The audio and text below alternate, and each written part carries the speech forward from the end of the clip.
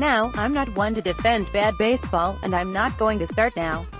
And the White Sox have shown some really bad baseball to start this season. However, it's only 4 games. Not exactly a large enough sample size to base any generalizations yet.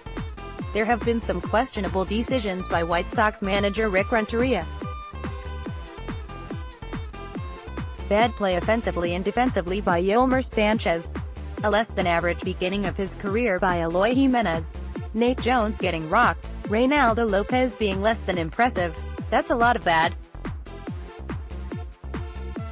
But it isn't the players' faults. When you have a starting opening day lineup with Leury Garcia starting at center and Sanchez starting at second base, it doesn't really say championship team now, does it? The missed signing of Manny Machado, yes, I'm still not letting that go, is more relevant and noticeable than the actual bad play going on the field. Sanchez is the White Sox starting second baseman. That sentence in itself should be dropped right at the feet of Rick Hahn, Ken Williams and the Sox chief owner, Jerry Reinsdorf. If the Sox go all in on Machado, then we aren't discussing Sanchez's bad play right now. This blame is totally on the front office. Now on to the Sox manager. In Monday's game, the Sox took the lead 3-2-1 in the 8th inning. So, in the bottom of the inning, Renteria calls in Jace Fry, Dylan Covey, and Caleb Frere.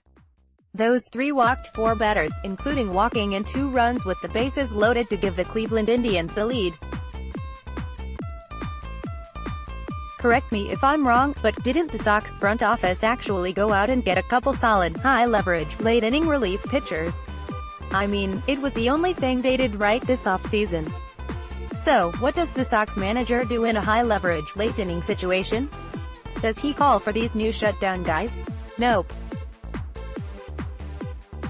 Now, Fry had a very solid season last year and should be a good piece in the Sox bullpen. But he walked the first batter he faced. Time to bring in the horses, right? No, Renteria brings in a guy who only is in the bullpen because he failed to make it as a starter. Covey is not the guy the first want to see in a tight game in the 8th inning.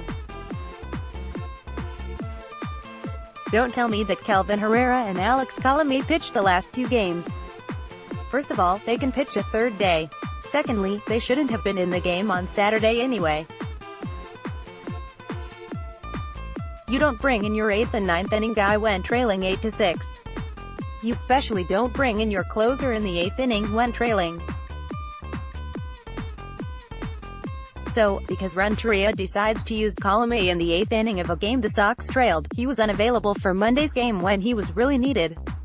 That is absolutely bad managing. Sanchez starting for this team is still a slap in the face to all Sox fans. At the very least, he's supposed to have a good glove. But in the first 4 games, he's already committed 2 errors. 2 errors that may have cost the Sox victories as well. Gee, if only there was a better free agent the Sox could have signed this offseason so this wouldn't be happening. As for Jimenez, let's pump the brakes on calling him a bust. Yes, there are some already saying that. He's gonna be fine. Remember that he is learning how pitchers are going to pitch him. He's learning his place in the lineup.